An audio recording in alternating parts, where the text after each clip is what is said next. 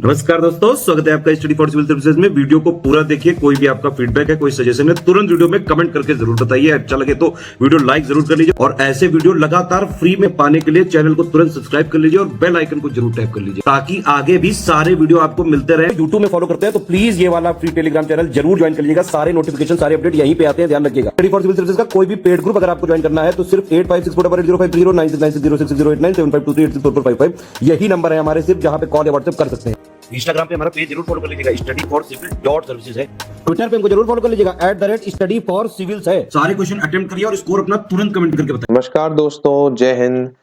तो मैं हाजिर हूँ आपके सामने यूपीपीएससी एपीएस का जो सेक्शन वाइज हमारा टेस्ट चल रहा है और ये है आपका टेस्ट नंबर 8। ठीक है, ये 4 टेस्ट आपको पता ही कि हो चुके हैं और अगर आपको पेड टेस्ट ग्रुप में ज्वाइन होना है तो आप हमारी जो स्टडी फॉर सिविल सर्विसेज की ऐप है उसके द्वारा भी लॉगिन कर से आप इसको टेस्ट वगैरह को देख सकें, जो कि हमारा पेड टेस्ट ग्रुप है। चलिए तो शुरुआत करते हैं। चलिए बिना देरी के क्वेश्चन नंबर 1 कह रहा है कि जो परमाणु भट्टी के आविष्कारक हैं निम्न में से कौन है? जो न्यूक्लियर रिएक्टर है वो उनको किसके द्वारा इसका आविष्कार किया गया था?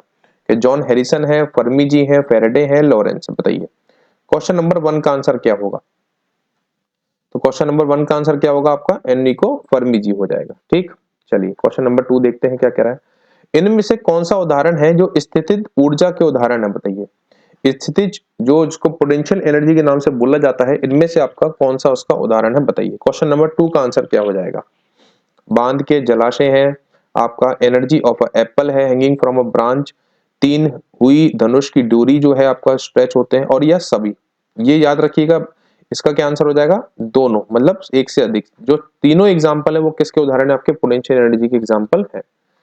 क्वेश्चन नंबर 3 पे चलते हैं, क्या कह रहा है? जो गुरुत्वीय त्वरण का सूत्र है जी होता है, इसको फॉर्मूला क्या होता है? G M E upon R square होता है। क्या जी का जो माप होता है ध्रुवों पर अधिकतम होता है? जो मैक्सिमम जो जी की वैल्यू होती है कहां पे? पोल्स पे होती है, मिनिमम इक्वेटर पे होती है। तो ये सेंटेंस बिल्कुल सही है, ये भी सही है, ये भी सही है। पृथ्वी तल से नीचे जाने पर जी का मान घटता है और परंतु ऊपर जाने पर जी का मान बढ़ता है, तो ये थोड़ा गलत हो जाएगा। तो तीसरे का आंसर क्या हो जाएगा आपका? चौथा, क्योंकि याद रखिएगा जी का मान जो माप होता है आपका घटता ही है, चाहे आप ऊपर जाएं चाहे आप नीचे जाएं, तो ये बात याद रखिएगा। क्वेश्चन नंबर 4 पे चलते हैं। -40 डिग्री ताप पर जो फ़ारेनहाइट और सेल्सियस स्केल है वो बराबर होते हैं, बिल्कुल बात सही है। -25 डिग्री ताप पर फ़ारेनहाइट और जो र्यूमर स्केल होता है क्या बराबर होते हैं? नहीं। बर्फ का जो गलांक होता है 32 डिग्री फ़ारेनहाइट, बिल्कुल बात सही है। और जो फॉर्मूला आपने पढ़ा भी होगा, बहुत बार पूछा भी जाता है, C/5 = F-32/9, बिल्कुल सही है। लेकिन याद रखिएगा इसमें दूसरा गलत हो जाएगा, तो इसमें एक एक तीसरा चौथा आपका सत्य हो जाएगा। क्वेश्चन नंबर 4 का आंसर हो जाएगा सी। इसकी जगह याद रखिएगा -25.6 डिग्री सेंटीग्रेड जो होता है ना, -25.6 डिग्री पे जो तापमान होते हैं इसमें फ़ारेनहाइट स्केल और र्यूमर स्केल क्या होते हैं? समान होते हैं, याद रखिएगा। क्वेश्चन नंबर 5 पे चलते हैं। कह रहे जो पोजिट्रॉन होता है एक आपका धनावेशित मूल कण होता है, फंडामेंटल चार्ज होता है। इसका द्रव्यमान वेव आवेश इलेक्ट्रॉन के बराबर होता है, जिसका मास और चार्ज होता है। इसे इलेक्ट्रॉन की विरोधी कण कहते हैं, एंटी पार्टिकल कहते हैं किसको? पॉजिट्रॉन को। इसका जो प्रचकरण होता है 2/2 होता है, रोटेशन जो होता है इसका जो प्रचकरण 2/2 होता है। बताइए क्वेश्चन नंबर 5 का आंसर क्या होगा? तो याद रखिएगा क्या है, बिल्कुल सभी क्या है इसमें सत्य है। क्वेश्चन नंबर 6 क्वेश्चन क्या कह रहा है?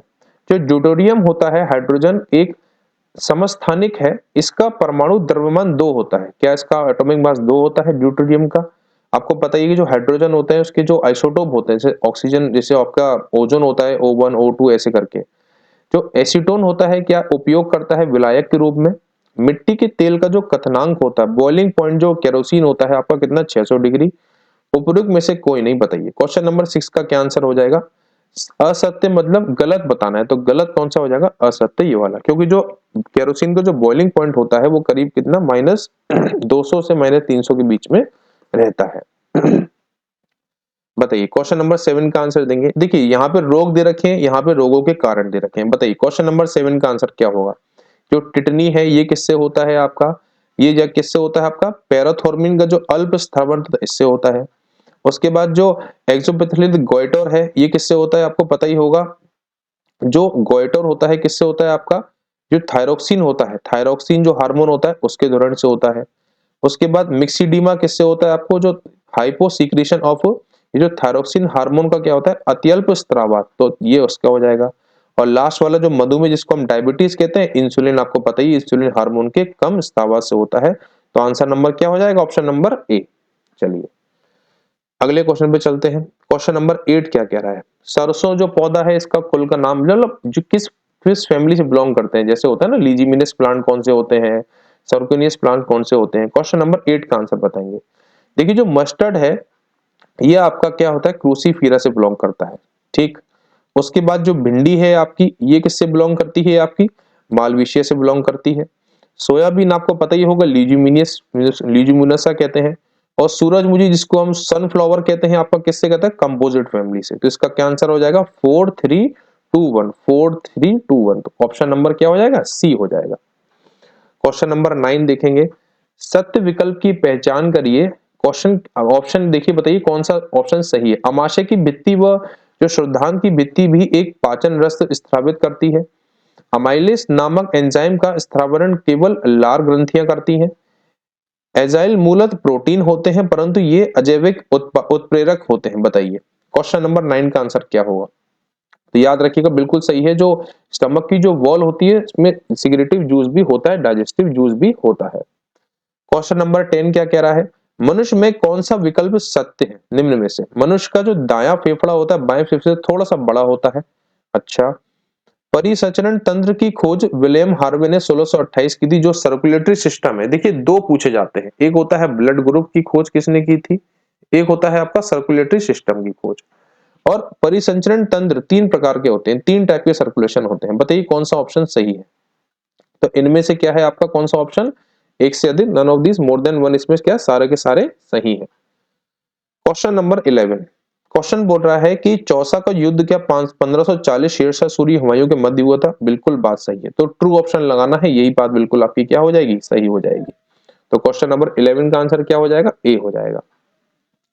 निम्न में से सत्य का विकल्प चुनिए, कौन सा ऑप्शन इसमें से सही है। क्या पांड्य वंश था इसकी राजधानी मुंदेर थी, पल्लव वंश की राजधानी तंजौर थी, चालुक्य जिसको हम कल्याणी वंश कहते हैं इसकी स्थापना क्या दंतिदुर्ग ने की थी, और इनमें से कोई भी नहीं है, सारे के सारे। बताइए इसका आंसर क्या हो जाएगा। तो इसका आंसर क्या हो जाएगा, जो पांड्य वंश था उसकी राजधानी क्या थी, आपकी मुंदेरी थी, याद रखिएगा।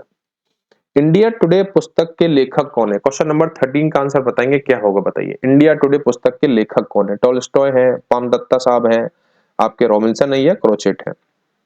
तो क्वेश्चन नंबर 13 का आंसर क्या हो जाएगा आपका, आल आल पाम दत्ता साहब। क्वेश्चन नंबर 14, चंद्रगुप्त प्रथम की पत्नी कुमार देवी थी, चंद्रगुप्त द्वितीय की एक पत्नी दत्ता देवी थी, कुमार गुप्त की एक पत्नी का नाम क्या था, अनंत देवी भी था। बताइए क्वेश्चन नंबर 14 का आंसर क्या होगा। चंद्रगुप्त वन की पत्नी का नाम बिल्कुल बात सही है, कुमार देवी थी, ठीक है ना। इसका क्या हो जाएगा आपका दूसरा सत्य है, क्योंकि जो चंद्रगुप्त द्वितीय थे ना, जो दूसरे वाले थे, उनकी पत्नी का नाम क्या था। देखिए याद रखिएगा, जो क्वेश्चन नंबर 14 ध्रुवा देवी याद रखिएगा, जो ये जो आपकी लिखा है, ये दत्ता देवी लिखा है, ये किसकी थी आपकी, ये समुद्रगुप्त की थी, ये समुद्रगुप्त की पत्नी थी, याद रखिएगा। पत्नी का मेल इधर उधर नहीं करना है, हाँ ठीक है, याद रखिएगा। क्वेश्चन नंबर 15 पे आएंगे, कह रहा है संस्था कौन सा वुमेन्स इंडिया एसोसिएशन की स्थापना किसने की थी। क्वेश्चन नंबर 15 का आंसर बताएंगे, वुमेन्स इंडिया एसोसिएशन की स्थापना किसने की थी। बताइए तो क्या आंसर हो जाएगा इसका, लेडी सदाशिव अय्यर ने की थी। मुगल काल का जो प्रसिद्ध चित्रकार थे आपके बिशन दास किसके दरबारी कवि थे। बताइए क्वेश्चन नंबर 16 का आंसर बताएंगे, जो बिशन दास थे किसके दरबारी कवि थे, अकबर के थे, जहांगीर के थे, शाहजहां के थे या शेरशाह सूरी के थे। तो क्वेश्चन नंबर 16 का आंसर क्या हो जाएगा आपका, जहांगीर के थे, याद रखिएगा। क्वेश्चन नंबर 17, जहांगीर ने अपनी आत्मकथा फारसी भाषा में लिखी थी, जहांगीर ने प्रसिद्ध कवि जगन्नाथ को पंडित राज की उपाधि दी थी, जहांगीर के शासनकाल के द्वितीय विद्रोह खुसरो का विद्रोह था जो कि 1606 में हुआ था, जहांगीर के समय अफगानों ने बंगाल में कुल 3 बार विद्रोह किया था। बताइए क्वेश्चन नंबर 17 का आंसर बताएंगे क्या होगा। देखिए जो जहांगीर की आत्मकथा जो फारसी भाषा थी, बिल्कुल क्वेश्चन नंबर 17 का आंसर क्या हो जाएगा आपका, दूसरा और पहला सही हो जाएगा, क्योंकि जो द्वितीय विद्रोह नहीं था, याद रखेगा पहला था, ये कौन सा था आपका, पहला विद्रोह था। और जहांगीर के समय अफगानों ने बंगाल पर कुल 3 बार नहीं किया था। कितनी बार किया था? 2 बार किया था, याद रखिएगा। तो 2 बार विद्रोह किया था जहांगीर के टाइम पे इन्होंने, अफगानों ने। क्वेश्चन नंबर 18 की बात करते हैं। 26 जुलाई 1876 को सत्येंद्रनाथ बैनर्जी ने आनंद मोहन बोस की सहायता से इंडियन एसोसिएशन की स्थापना कहां पर की थी? तो देखिए, ये भी क्वेश्चन बहुत बार पूछा गया है कि इंडियन एसोसिएशन जो है इसकी स्थापना किसके द्वारा की गई थी? आपकी सत्येंद्रनाथ बैनर्जी ने की थी। ये बात याद रखिएगा, आनंद बोस की सहायता से। कहां पे की थी? क्वेश्चन नंबर 18 का आंसर क्या हो जाएगा? कलकत्ता में की थी। कब? 1876 में। क्वेश्चन नंबर 19 देखते हैं। हाल ही में किस राज्य सरकार ने कबड्डी खिलाड़ी राहुल चौधरी को गोवंश संवर्धन तथा डेयरी विकास का ब्रांड एम्बेसडर नियुक्त किया है? बताइए। जो काउ ब्रीडिंग होता है उसका ब्रांड एम्बेसडर किसने नियुक्त किया है राहुल चौधरी को? बताइए कौन सी सरकार ने? तो क्या आंसर हो जाएगा इसका? आपका राजस्थान सरकार ने, याद रखिएगा। क्वेश्चन नंबर 20, मुख्यमंत्री खेत सुरक्षा योजना के संबंध में कुछ विकल्प बताइए, कौन से सत्य हैं कौन से असत्य हैं। इस योजना को जुलाई 2023 में उत्तर प्रदेश सरकार द्वारा शुरू किया गया था। 20। अच्छा, इस योजना के अंतर्गत किसानों को आवारा पशुओं ने अपनी फसलों की सुरक्षा के लिए सोलर फेंसिंग लगाने की, बिल्कुल बात सही है।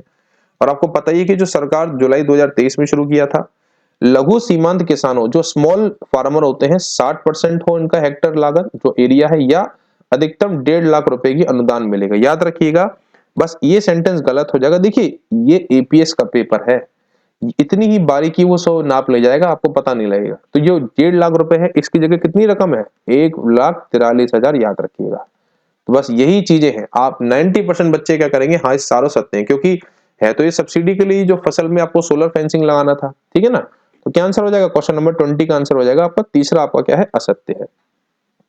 अगला देखते हैं। जुलाई 2023 में राज्य में कहा नए सॉफ्टवेयर टेक्नोलॉजी पार्क स्थापित करने की घोषणा की गई थी? बताइए। क्वेश्चन नंबर 21 का आंसर क्या होगा? आगरा में, बरेली में, गोरखपुर में और वाराणसी में। तो ये चारों जगह बोला गया है कि सॉफ्टवेयर टेक्नोलॉजी पार्क स्थापित करने की बात करी गई है। ये बात याद रखिएगा। कहां पे?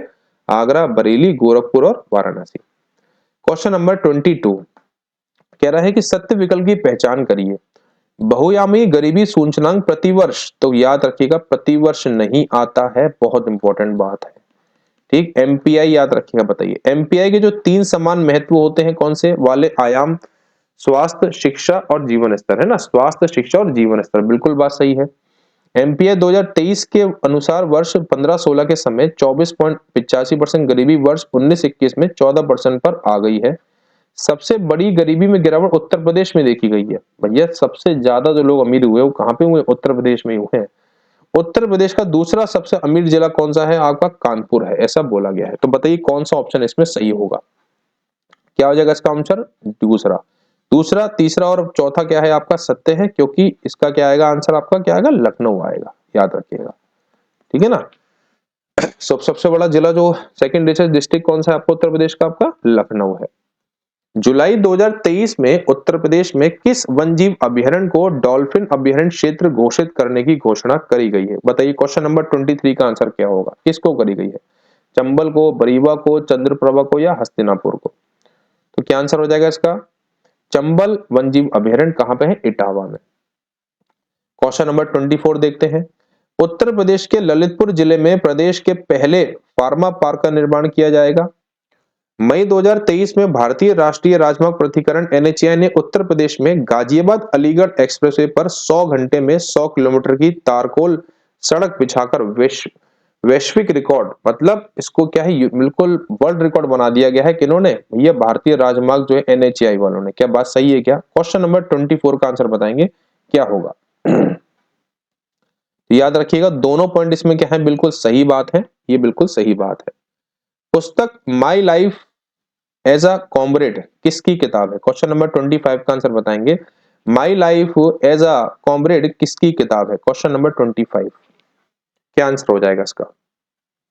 इसका आंसर क्या हो जाएगा आपका? शशि शेखर वेम्पति, याद रखिएगा। क्वेश्चन नंबर 26, किसने Sachin 50 celebrating as a maestro किताब लिखी है? सचिन का 50 सेलिब्रेटिंग ए मास्ट्रो किताब किसके द्वारा लिखी गई है? क्वेश्चन नंबर 26, बताइए क्या आंसर हो जाएगा? क्या आंसर हो जाएगा इसका आपका?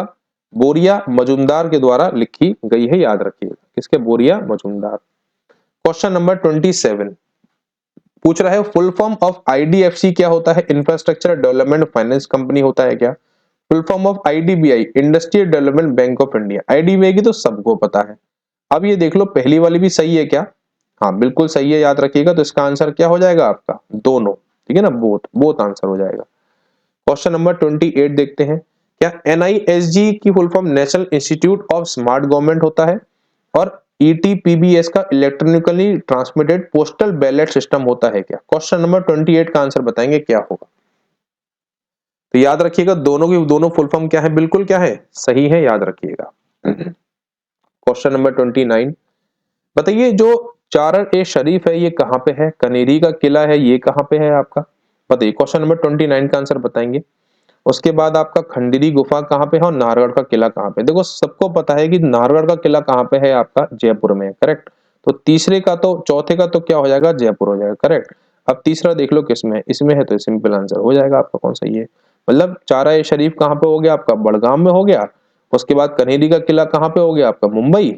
उसके बाद जो खंडगरी की जो गुफाएं हैं वो कहाँ पे हो जाएंगी आपकी, भुवनेश्वर में हो जाएंगी, सिंपल, ठीक। चलिए क्वेश्चन नंबर 30 की तरफ चलते हैं। कह रहा है जो भीमबेटका पुरातात्विक स्थल है ये पुरा पाषाण काल और मध्य पाषाण काल के साथ साथ ऐतिहासिक काल तक फैला हुआ है। मीनाक्षी मंदिर मुंगेर में स्थित है, यह भगवान विष्णु और माता लक्ष्मी को समर्पित है। क्वेश्चन नंबर 30 का आंसर बताएंगे क्या होगा। देखिए क्वेश्चन नंबर 30 का आंसर क्या होगा, बिल्कुल केवल एक। तो जो भीमबेटका पुरातात्विक स्थल है ये पुरा पाषाण काल, और बिल्कुल सही बात है, लेकिन जो मीनाक्षी मंदिर मुंगेर ये बता रहे ये किसको समर्पित है, याद रखिएगा, जो सुंदेश्वर है ना, लॉर्ड शिवा, क्या कहते हैं उन्हें, सुंदेश्वर। सुंदेश्वर जो होते हैं, जो लॉर्ड शिवा की भूमिका होती है। और आपको जो मीनाक्षी है वो किसकी है, आपकी जो मीनाक्षी है आपके ये पार्वती जी हैं। इनकी पार्वती, तो इनका जो विवाह होता है वो एक स्थल है, पार्वती मान। सुंदेश्वर ऐसा क्या, लॉर्ड शिवा के रूप में शंकर भगवान के सुंदेश्वर भगवान, और मीनाक्षी जी जो है वो पार्वती जी के रूप में आती हैं, इनको पूजा जाता है। क्वेश्चन नंबर 31 का आंसर बताएंगे क्या होगा। कह रहा है विराट कोहली ने अपनी शतकों का अर्धशतक जाकी जो कि ऐसे करने वाले दुनिया के पहले बल्लेबाज, यह कीर्तिमान उन्होंने आईसीसी वर्ल्ड कप 2023 में न्यूजीलैंड के खिलाफ खेले जा रहे सेमीफाइनल मैच के दौरान किया। शब्द टाई ब्रेकर, चेज, स्मैश आदि का संबंध क्या फुटबॉल से है। क्वेश्चन नंबर 31 का आंसर बताएंगे क्या होगा। तो याद रखिएगा इनका जो संबंध है आपका फुटबॉल से नहीं है, किससे है आपका, ये टेनिस से है, याद रखिएगा। तो क्या हो जाएगा answer, option number A. FIFA under 20 football world cup Argentina में खेला गया, कौन सा समीकरण था, 24वां समीकरण था क्या। तो याद रखिएगा 24वां नहीं था, 23वां समीकरण था। मैं कह रहा हूं ना ऐसी ही बारीकी से क्वेश्चन पूछे जाते हैं, एक एक चीज आपको ऑथेंटिकेट होनी चाहिए। कुल 24 टीमों ने भाग लिया था। क्वेश्चन 32 का आंसर क्या हो जाएगा, कोई भी गलत इसमें नहीं। तो विजेता कौन था, इटली नहीं। विजेता कौन था आपका, उरुग्वे था। उप विजेता कौन था आपका, इटली था, याद रखिएगा, ठीक है। तो क्वेश्चन नंबर 32 का आंसर हो जाएगा, दोनों ही सेंटेंस गलत है। 33 क्वेश्चन क्या बोल रहा है, भारत को कृषि जलवायु विशेषताओं, विशेष मुद्रा प्रकार, तापमान और वर्षा तथा इसकी विविधता सहित 15 कृषि जलवायु क्षेत्रों में बांटा गया है। अच्छा, नेशनल ब्यूरो ऑफ आपका सॉइल सर्वे ने 20 कृषि परिस्थितिक क्षेत्र में और 60 कृषि परिस्थितिक उप क्षेत्र में विभाजित किया गया है। एग्रीकल्चर एग्रो इकोलॉजिकल, एक साथ एक ही खेत पर दो या दो से अधिक फसलों का उगाना अंतः फसली खेती कहा जाता है, इंटरक्रॉपिंग कहते हैं। क्वेश्चन नंबर 33 का आंसर क्या होगा, बिल्कुल बात सही है आपके, तीनों क्या है, सही है। बताइए क्वेश्चन नंबर 34 का आंसर बताएंगे। जो परमाणु क्रांति होती है वो किससे संबंधित है आपकी। देखिए परमाणु क्रांति मतलब क्या होता है, भिंडी उत्पादन, ठीक। साइलेंट रिवॉल्यूशन मतलब क्या होगा आपका, किसका, मोटे अनाज जो कोर्स ग्रेन होते हैं। रजत रेशा जो होगा आपका, रजत रेशा मतलब क्या हो जाएगा आपका, ये कपास, ठीक। और बादामी मतलब मसाला। तो क्या आंसर हो जाएगा इसका, 2134। क्वेश्चन नंबर 35 पे चलते हैं। जो लघु उद्योग बोर्ड है इसकी स्थापना कब हुई थी, अगर आपको बताइए। क्वेश्चन नंबर 35 का आंसर क्या होगा। खादी एवं ग्राम उद्योग बोर्ड की स्थापना कब हुई थी आपकी। उसके बाद केंद्रीय शुल्क बोर्ड कब हुई थी। देखिए लघु उद्योग बोर्ड की जो स्थापना हुई थी 1955 में, ठीक। और खादी ग्राम वाले की कब हुई थी, 1956 में हुई थी। कुटीर उद्योग बोर्ड की स्थापना कब हुई थी आपकी, 1948 में। और सिल्क बोर्ड वाले की कब हुई थी आपकी, 1949 में हुई थी, याद रखिएगा। क्वेश्चन नंबर 36 की तरफ चलते हैं। कोपेन के अनुसार उत्तर प्रदेश की जलवायु आर्द्र उपोष्ण कटिबंधीय CAW प्रकार की है। आरएल सिंह ने उत्तर प्रदेश की जलवायु को 5 प्रकार में विभाजित किया है, बिल्कुल बात सही है। उत्तर प्रदेश की जलवायु पर समुद्री वायु का प्रभाव नहीं पड़ता है, याद रखिएगा, तो ये सेंटेंस गलत हो जाएगा। राज्य में 75 में 40 बाढ़ प्रवण है, बिल्कुल बात सही है, ठीक है। उसके बाद याद रखिएगा CAW नहीं होगा, इसकी जगह क्या आ जाएगा आपका CWG। जो उत्तर प्रदेश का है वो कौन सा है, CWG। तो पहला और तीसरा गलत हो जाएगा, तो क्या आंसर हो जाएगा 36 का आ जाएगा, दूसरा और चौथा बिल्कुल सही है। आरएल सिंह के अनुसार उत्तर प्रदेश में क्या है, 5 भागों में विभाजित किया है, तो ललितपुर जिला किस जलवायु के अंतर्गत आएगा बताइए। जो कोपेन है आरएन सिंह, ये आपको थोड़ा पढ़ना है, ठीक है, अच्छे से। तो ललितपुर किस में आएगा आपका, अर्धशोषक उष्णकटिबंधीय जलवायु प्रदेश, semi arid tropical climate. Question number 38 का आंसर बताएंगे क्या होगा। देखिए ऊपरी गंगा जो नहर है वो आपका क्या होगा, आपको पता ही है कि जो कनवाल हरिद्वार वाला, ठीक। निचली गंगा नहर आपका कौन सा है, नरोरा है, नरोरा वाला पार्ट। शारदा नहर कौन सा है आपका, ये आपका बनवासा हो जाएगा। पूर्वी यमुना नहर क्या हो जाएगा आपका, फैजाबाद। तो 38 का आंसर क्या हो जाएगा, सी हो जाएगा। 1, 2, 4 और 3 बिल्कुल बात सही, ठीक। शारदा नहर याद रखिएगा कहाँ पे है आपका, बनवासा वाला ओरिजिन पॉइंट है, कहां से होती है। क्वेश्चन नंबर 39 कह रहा है बुंदेलखंड के संबंध में कुछ कथन है जिनमें सही है या गलत है बताइए। बुंदेलखंड में सर्वाधिक जो तापमान है मई के दर्ज में किया जाता है, बिल्कुल बात सही।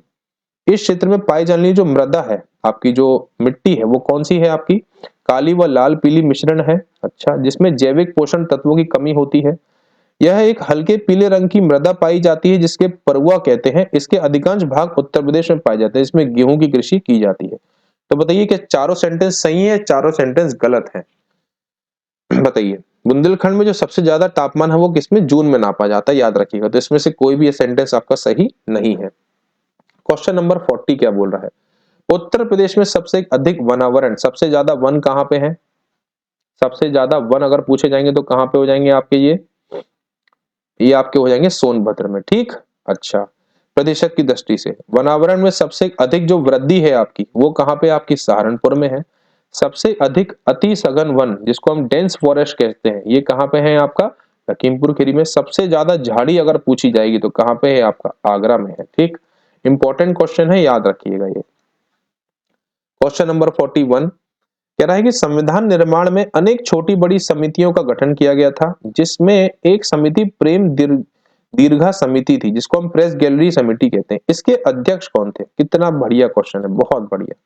बताइए क्वेश्चन नंबर 41 का आंसर क्या होगा, कौन थे इसके अध्यक्ष, याद रखिएगा उषा नाथ सेन। क्वेश्चन नंबर 42 कह रहा है ड्राफ्टिंग कमेटी जिसको प्रारूप समिति कहते हैं, जो कि संविधान निर्माण में सबसे प्रमुख संविधान समिति थी, और इसी के अध्यक्ष कौन थे आपके, BR अम्बेडकर। इसमें टोटल 7 सदस्य थे। ये क्वेश्चन बनते जा रहे हैं, ये क्वेश्चन बनेंगे यहाँ से। कितने सदस्य थे प्रारूप समिति में आपके, 7। तो 42 वाले में क्या है, निम्न में से कौन सा सदस्य इसका नहीं था, तो क्या आंसर हो जाएगा इसका, माधव राव भी थे, मोहम्मद सुदौला, TT कृष्णाचारी भी थे, इनमें से कोई नहीं है ना, तीनों थे। क्वेश्चन नंबर 43 का कह रहा है भारतीय नागरिकता को लोप 3 प्रकार से होता है, जो सिटीजनशिप चली जाती है 3 प्रकार से, और ले कितने सकते हैं, 5 प्रकार से। अधिकार बिना कर्तव्य उसी प्रकार का है जैसे मनुष्य बिना परछाई, जिसने अर्नेस्ट बेकर ने बोला था। क्वेश्चन नंबर 43 भारतीय संविधान के मौलिक अधिकारों के संरक्षण का उत्तरदायित्व कार्यपालिका के पास होता है। तो बताइए 43 का आंसर क्या हो जाएगा, तो इसका आंसर क्या हो जाएगा आपका 1 और 2, क्योंकि कार्यपालिका के पास नहीं होता, ये बात याद रखिएगा। किसके पास होता है आपका, जुडिशरी के पास होता है। चलिए क्वेश्चन नंबर 44 देखते हैं। भारतीय संविधान अनुच्छेद 32 संवैधानिक उपचारों का विचार, इसी को क्या बोला है आपका, heart and soul of constitution बोला है, याद रखिएगा, है ना। हार्ट एंड सोल किसने बोला है आपका, BR अम्बेडकर साहब ने बोला है, याद रखिएगा। कह रहा है कि कितनी प्रकार की रिट का उल्लेख है। क्वेश्चन नंबर 44 का आंसर बताएंगे क्या होगा, कितने प्रकार की है आपकी, 5 प्रकार की रिट है। निम्न राष्ट्रीय संस्थानों में से कौन सी संवैधानिक संस्था है, बताइए कौन सी इनमें से नेशनल इंस्टीट्यूशन है। वस्तु एवं सेवा परिषद, गुड्स एंड सर्विसेज, केंद्रीय सूचना आयोग, इंफॉर्मेशन वाला, लोकपाल लोकायुक्त वाला, और इनमें से कोई भी नहीं। बताइए क्वेश्चन नंबर 45 का आंसर क्या हो जाएगा, वस्तु और सेवा परिषद, GST जो आपका गुड्स एंड सर्विसेज काउंसिल क्या है, नेशनल इंस्टीट्यूशन। अब आते हैं कुछ मैथ के सवालों में। देखिए एक मूलधन है जो 4 वर्ष में 2100 हो जाता है, 7 वर्ष में 2550 हो जाता है, तो 3 साल में कितना हो जाएगा आपका, ये 3 साल में इसकी वैल्यू कितनी हो जाएगी, 3 साल में हो जाएगी इसकी 450, है ना। 2100 में 1 साल में कितनी हो गई आपकी, 150 रुपए हो गई, ठीक। अब हमें क्या निकालना है, इसकी ब्याज दर निकालनी है। तो यहाँ पे 150 क्या होगा, सिंपल इंटरेस्ट हो गया आपका, और ये कितना हो जाएगा आपका 1500, है ना। तो ये 1500 हो जाएगा। अगर मैं देखूं तो 4 साल में कितनी हो जाएगी आपकी, ठीक, तो ये होगा आपका इंटू आर इंटू टाइम कितना हो जाएगा आपका 1 साल अपॉन 100, ठीक। ये कट जाएगा 15, 15 से ये कट जाएगा 10, तो ये आ जाएगा 10% आ जाएगी वैल्यू, ठीक है ना। क्योंकि देखिए मूलधन 4 वर्षों में 2100 हो जाएगा, तो 3 साल में कितना हो गया 400, 1 साल में कितना हो गया 150। तो साधारण ब्याज दर निकालने से आपको रेट निकालना था जिसमें आपको प्रिंसिपल आपको दिया ही हुआ है, ठीक।